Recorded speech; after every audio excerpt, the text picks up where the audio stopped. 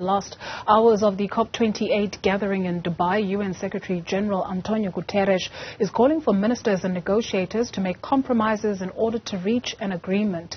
This comes as talks have reached a deadlock over whether fossil fuels should be phased down or completely done away with. Ziyanda Ngcbobo is standing by for us here in Dubai. Ziyanda Ngcbobo, to tell us about this very difficult conversation that is being had. That's right, Dudu. In fact, it's an indictment of the nature of the discussions behind closed doors that the UN Secretary-General really emphasizing the need for compromise as we prepare to conclude this gathering tomorrow, and really talking about how there is a need to actually phase out of fossil fuels. You'll know that Russia and Saudi Arabia have been pushing back, calling for the focus to rather be on ending carbon emissions, but not necessarily dealing in particular with resources such as oil and gas. And so Guterres really calling on all of those ministers and negotiators that are sitting at the table to reach a compromise. Let's listen to what he had to say earlier on today. COP28 is scheduled to wrap up tomorrow, but there are still large gaps that need to be bridged. Now is the time for maximum ambition and maximum flexibility. Ministers and negotiators must move beyond arbitrary red lines, entrenched positions and blocking tactics.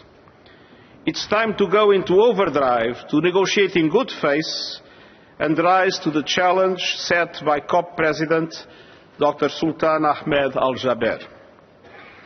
It's time to seek compromise for solutions without compromising on the science or compromising on the need for the highest ambition.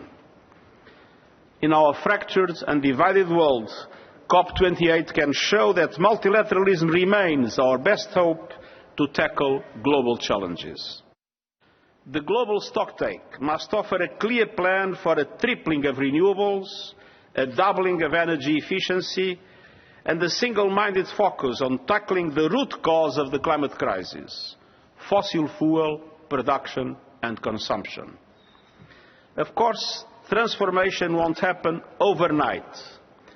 Decarbonization will create millions of decent new jobs, but governments must also ensure support, training and social protection for those who may be negatively impacted.